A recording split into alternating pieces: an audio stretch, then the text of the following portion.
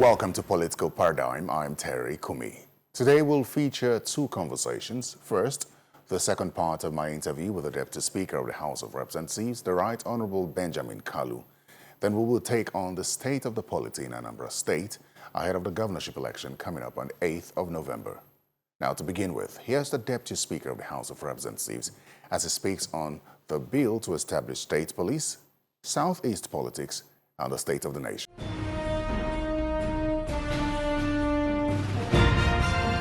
You believe so much in state police. I believe so much It's in it. such a controversial bill. Most of my views are controversial. Absolutely. I was also going to say that. What is your belief in state police? Bearing in mind that this is something that the previous assembly also tried but couldn't pass. I think they failed to pass it or the president refused to sign it, one of them. But now you believe in state police. Do you think that Nigeria's political climate is ripe for state police? Most of my legislative proposals, they are in tandem with where we are today and futuristic, with the ambition of where we want to be. While I analyze the current situation of the country as of today, I project into the future of where I see my beloved country in the next decade or two. And I always do that through a comparative analysis. Having traveled wide, studied across the world, worked across the world, engaged across the world, compared notes with colleagues across the world, I bring it down home to say, what am I taking from the various climes? How can we adapt it to what we have here? So, and because some of the people who consider it controversial maybe are not open to some of the platforms I have engaged with, they are not, they don't see what I'm saying. Or they don't trust the political class, the government? No. Before you even come to the political class, we can't because of the political... Not everybody in Nigeria is a politician. But everybody in Nigeria needs security. I'm sure you agree with me on that. And the primary purpose of government is to secure lives and properties of the citizens. Terry, you're not a politician.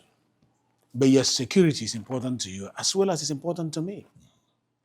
So, do we now, because of the interest of few and the fear of few, now deny the whole what they deserve? Do we now, because of the fear of... No. It has worked in other climes. It will work here. Politicians will adjust over time. Well, who are the politicians we are talking about? Is it not the governors? We trust governors with our allocation monthly. Every month we go to bed not being afraid that they will run away with our allocation. And they are doing their job in the sub-regional, sub-national level. How come just a little aspect of the whole? Because with the money the governors have, if they want to cause issue with insecurity, they can fund it. Governors have enough money to fund insecurity. If they want to cause... Those who have enough money to run a parallel police that is not recognized by any act, and they will fund it. You won't even know it's coming from them. They will fund it as a security platform and use it to achieve what they want to achieve. So let's tell ourselves the truth. It's about time, we make our police to come closer home. Closer home in the sense that policing your place in Bayelsa State by someone who is coming from Sokoto, who may not know how to swim, who doesn't understand the language, who doesn't know the creeks very well, it will be tough policing. But if you have somebody from probably Port Harcourt, Rivers State, Akwa Ibom, from nearby, not necessarily Bayelsa, policing Bayelsa, it will be easier. The police structure we have is too distant from the people that we are policing. What this state police is saying, let's bring it closer home. We still have the federal police, just like in Australia where I lived before coming back. You have federal police, you have your state police, and some areas you have municipal police. So local government police structure, state police structure, federal government police. So there are areas, subject matters that federal police handles.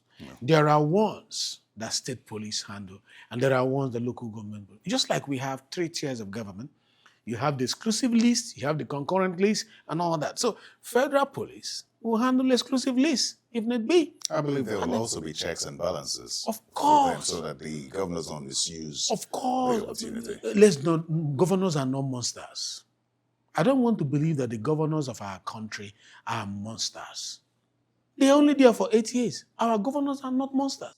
Our governors want to take care of where they are governing. That is the truth. We must have that confidence in our governors to allow them handle the instrument of security around their area, not mainly for issues of security is not just for politics. The issues of politics, security happens in protection of lives, happens in protection of properties. Politics is just one aspect of it. So I am in tandem with the current desire of Mr. President. I was happy a few days ago when Mr. President said on security issue, we're going to get it right. And I'm interested. I said, he's a forward-thinking president.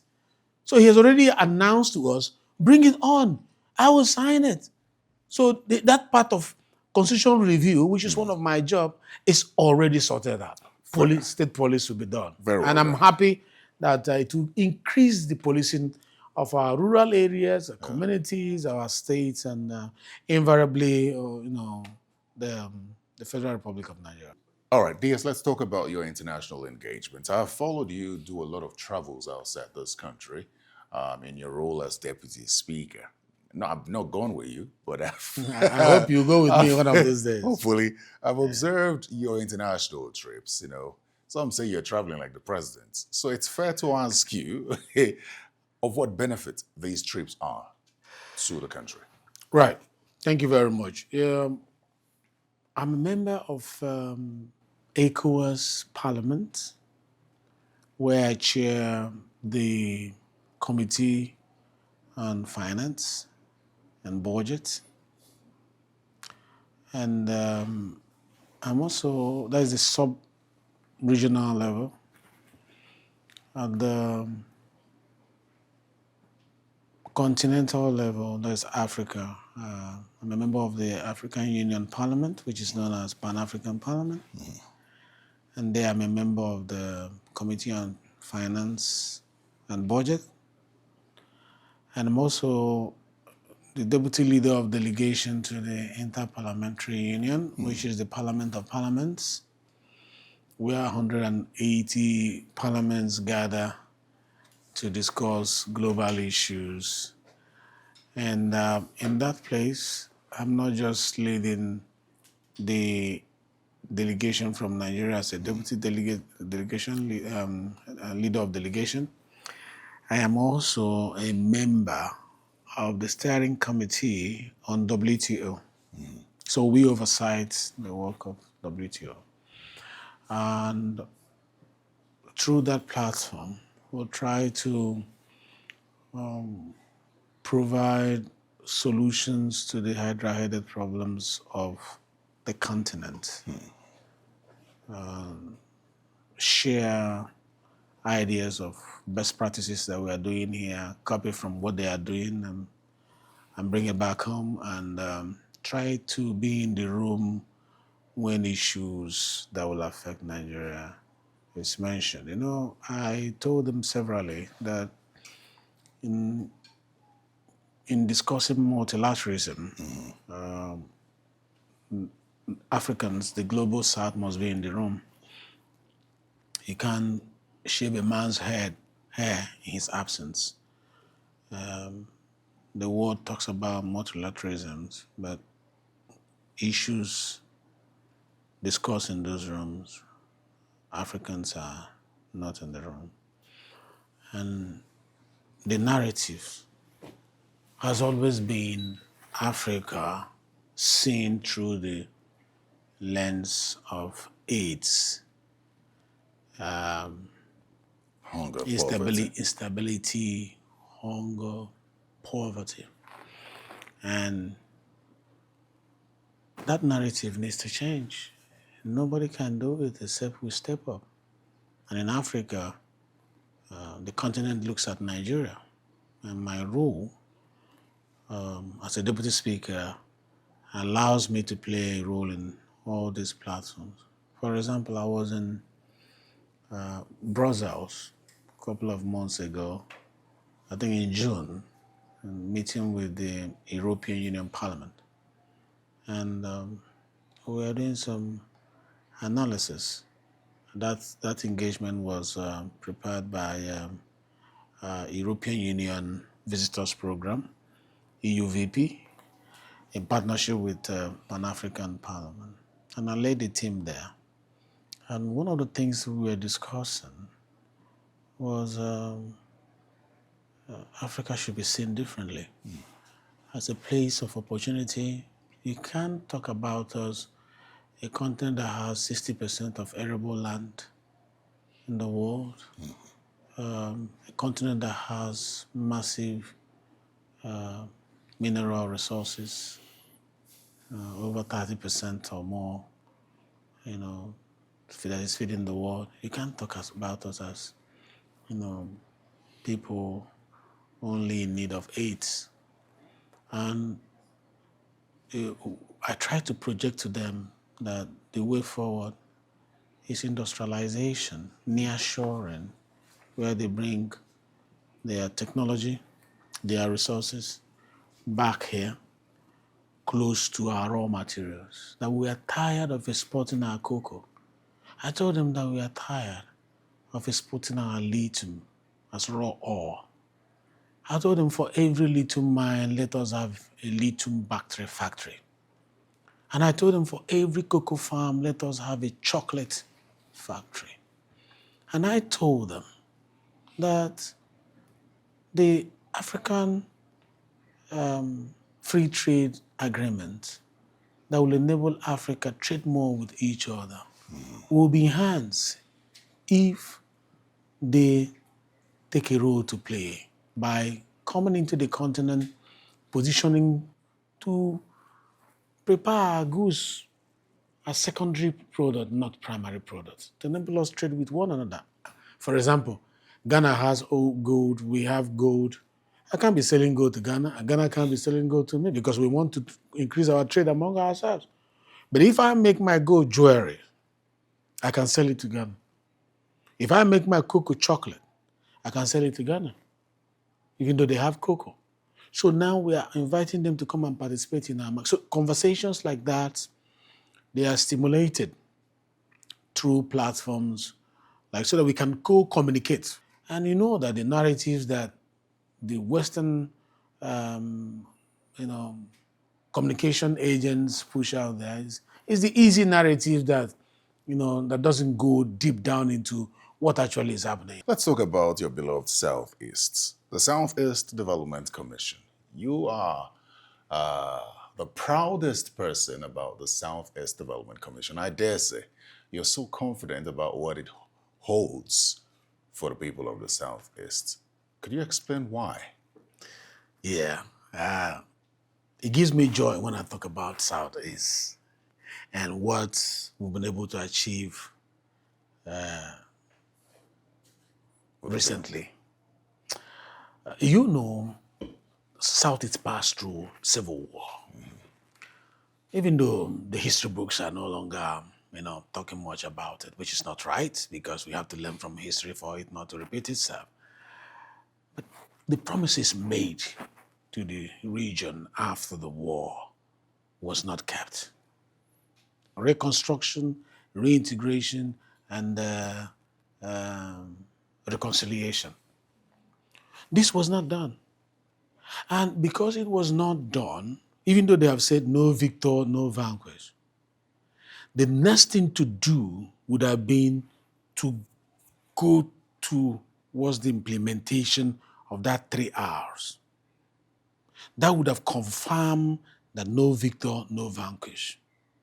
But because the 3 hours was not, handled well, people now started thinking that the promise of no victor, no vanquish was just a fluke.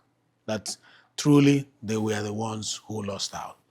And that bitterness dwelled for 5 decades in the minds of the people of Southeast.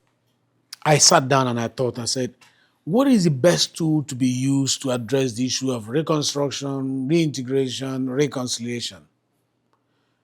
And it occurred to me that it is the stone that the builders rejected, which is the Southeast Development Commission. Though it failed severally in other assemblies, I said, this is what will become the chief cornerstone. And I picked it up. I am not afraid of failure. I'm not afraid of history of failures. Failures doesn't stop me from trying. That it didn't succeed before was not a challenge for me. What it did to me was to sit down, look at it and say, why did it not work the last time?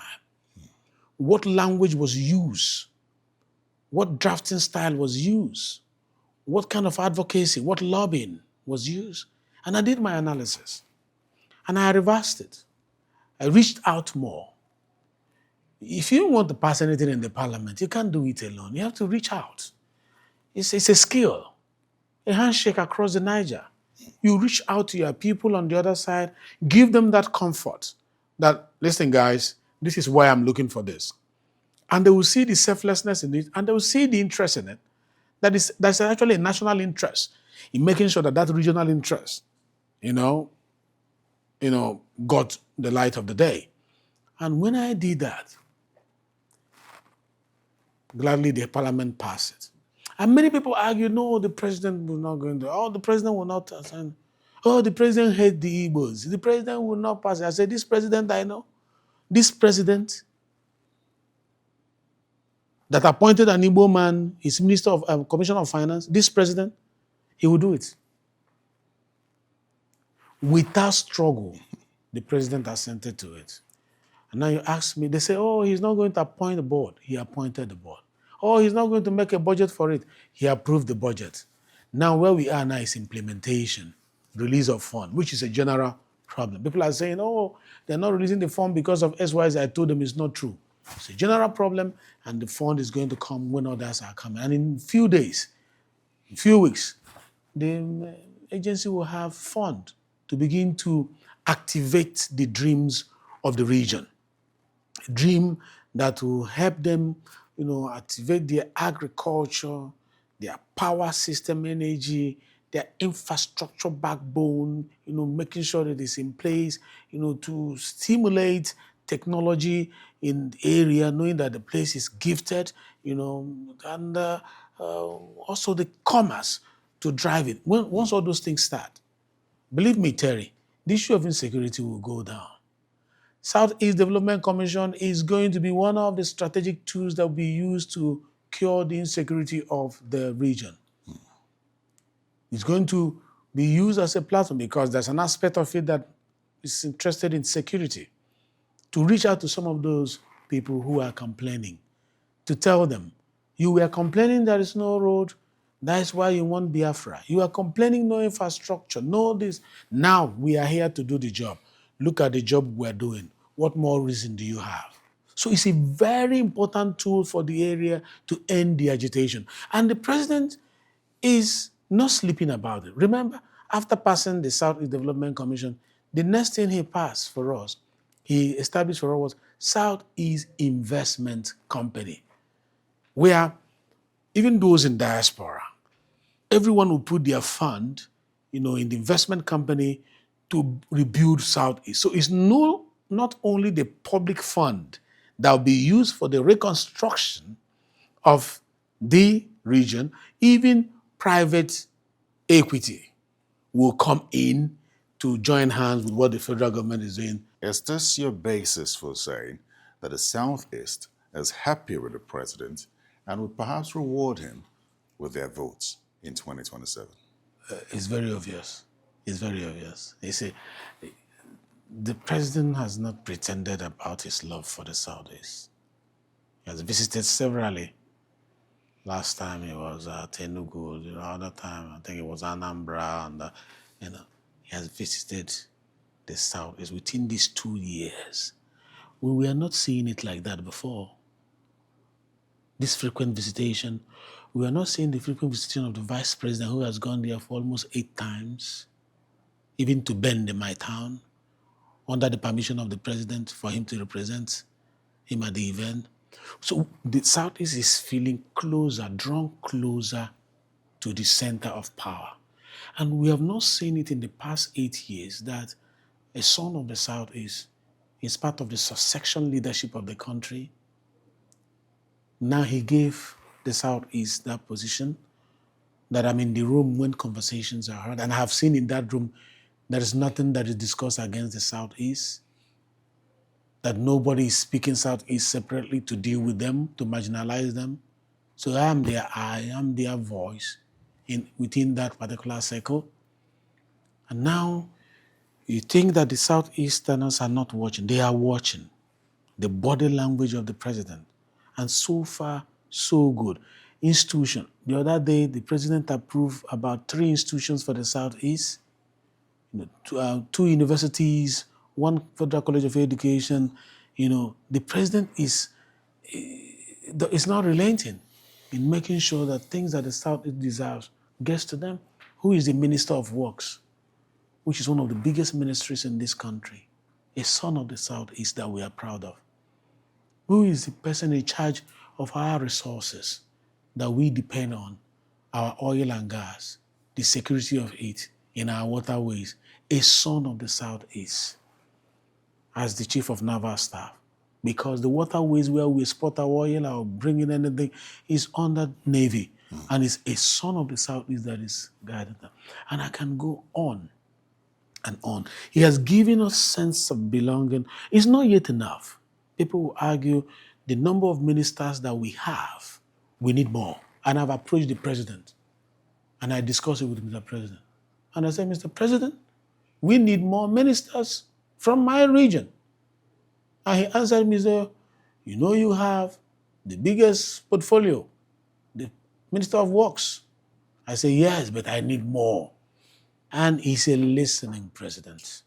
He is a listening president. Yeah. And just a matter of time, all our dreams will come. So to answer your question, based on all these and the body language of the president and the interventions he's making down there, and more that he's going to make, the Southeasterners are going to be with him. And let me assure you, we're also talking to Mr. President about Nnamdi Kanu, which is one of the causes of the insecurity in our area. We're talking to him. He is not averse to what some of the proposals we're presenting before him. And Nnamdi Kanu also has also accepted that it wasn't President Tinubu that locked him up. It wasn't this administration. So he's not fighting this administration. He's only asking, let what is fair be done. But for us who are politicians, I am not in law court. I'm a lawyer, but I'm not in law court. I'm using my platform as a politician and asking the president, can we find a political solution to this? Granted, but not considering that he is in his right or he has achieved or what he did is right or wrong or that. Can we, for the sake of stability, national cohesion, peace that you believe in, find a way to release this, my brother, so that nobody will use him as an excuse anymore? Because a lot of people are using him as an excuse to cause mayhem, even when he is ignorant of what is being done currently. I want to get your thoughts on the state of the nation, under your party. And the reason is, I'm sure you're familiar with the coalition, and they're hinging their argument for a change of government on the state of the nation, the rise in cost of food, transportation, rents, living in general. What are your thoughts with regard to how your party is steering the ship of the country? Because we have less than 2 years to the end of this administration and a new election cycle. Do you think that within 2 years or less, your party can correct some of these agitations in the public space such that Nigerians can give them another chance? You know, what this administration has achieved within 2 years in the face of the reform, which I also want to thank Nigerians for understanding, because it's not easy. It's been a tough curve for everybody in the country adjusting to be able to fit into the objective of the reform. Big sacrifice from Nigerians. But it's only for a while. We are paying the big price now for a greater future tomorrow. Initially, we thought it was going to swallow us. We thought there was no end to it. But now, the reward of the reforms is beginning to show gradually. Are we there? We're not yet there. You heard Mr. President a few days ago saying that part of the revenue projection for the year 2025 has been met in August. That shows there's going to be like surplus from what was projected by the end of the year before the next budget. There's a GDP growth of about 3.13% or thereabout. Yes, inflation has remained a monster, has been there. It does not improve. But one thing is sure, that other reforms that have been put in place, like the Forex, has encouraged a lot of investors to look at Nigeria as an investment destination. And that has also brought in over $7 billion inflow into the country within these 2 years. It was not like this before. It shows that though we may not celebrate that we have gotten this Eldorado now, but there is a light that is blinking at the end of the tunnel. And those who are seeing it are adjusting to fit into that. I am sure that 4 years is not enough for any good leader who met the situation that this current administration met to spin things around. For us, not enough. The question is, has the 2 years journey been good so far? And the answer is yes. Look at the respect Nigeria has across the world now. No. The answer is yes. For who? For the Nigerians who have to live harder now, or for who? No, for Nigerians. For goodness sake, you are aware that these reforms has released a lot of funds to the sub-nationals. The governors are having More money. 3 times or 4 times what they used to have. The truth is that the economy of the sub-national should be able to help the national economy. The question is, how many governors are investing into, things that will help our people strengthen our economy? I like what Bago is doing, Governor Bago. Agriculture, call me Mr. Farmer. And there are so many of them like that who are investing in what is in the chains of production. If it is food, if it is manufacturing, this is when we expect our governors across the country to go into, something that will create job, to go into leveraging their comparative advantages. If you have a lithium, mine it. If you have poultry, sell the eggs. If you have palm oil, Mill it. If you have rice, mill it. Expand it. This is what, beyond building roads, some of these funds that is coming from federal allocation should be channeled into production, not just consumption.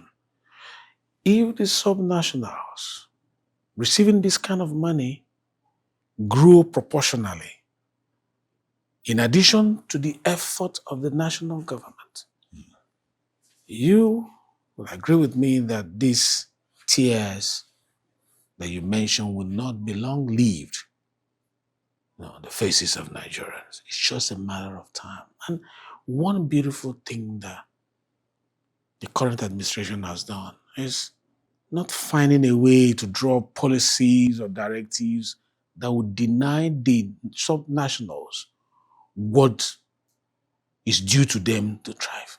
But the subnationals should reciprocate. Because when we talk about Nigeria, we're not talking about Nigeria as federal government. We talk about Nigeria up to the local government, to what level? There should be analysis of all the competencies and strengths of every ward in this country. What can they produce? What can we enhance? What can we invest on? Instead of calling federal government is not, operating in isolation of the substructures. So it should be a teamwork. And I'm sure APC is not in charge of all the states in Nigeria. I want to see what those people who want to take over power, what they are doing differently in their various states. And you mentioned the coalition. Nigerians have eyes, though they are passing through pain. But they know the kind of pain that will lead to giving birth. When a woman wants to deliver. Never experienced it. Okay, you never experienced. I'm sure your wife must have, that's or why your they say- sister, that's why or they your say us mother. men cannot speak for women. Yeah. So, but you see, if you're in the labor room, you will see that women, they experience the height of pain before the delivery comes. It builds up. But there's a level it gets to, it can't go any further. And then the child comes out. A life is given. That is the hope we're telling people, that though you have this pain now, have the hope that the delivery point is coming. And what is going to be better will be a Nigeria that all of us will be proud of, because we are paid the price. So it's what the administration preaches is delayed gratification. Delayed gratification. Let us feel the pain today, and in no distant time begin. Terry, the dollar has been stable for some time now. It's something to give credit to this country, to this administration. People can project, people can plan, people can make their economic projection and then work with it and achieve what they want to achieve. And I can go on and on, but we are rounding up. So I want to tell you, there is the Renewed Hope agenda. They are not just in words. They are not just in letters. They are not just in papers. They are what this administration is giving wheels to drive Nigeria to the destination that all of us will be proud of. I want to tell Nigerians to be patient. A little more. They'll be patient enough, but a little more, everything will be in order. Before the next election cycle? When you talk about the next elections, there will be significant, improvements before that. The improvement have already started coming in. He has already said we're no longer borrowing. We are. The administration is already sounding confidence. We are closing the gaps, and and if the international community, they will find out if you're not doing well. I was with the British High Commission last night, and they were praising the government. Most of the engagement I have internationally, they are happy with the steps this current administration. It may not be a popular step, but it's a courageous step. It is a bold step. It may not be a step with applause, but it's a step that will add value to the lives of Nigeria. And only a bold, courageous leader can take those steps. And that's why we are standing by him. And our job as party members is to, whether it is ward level, local government level, state level, The national level, we want APC to win.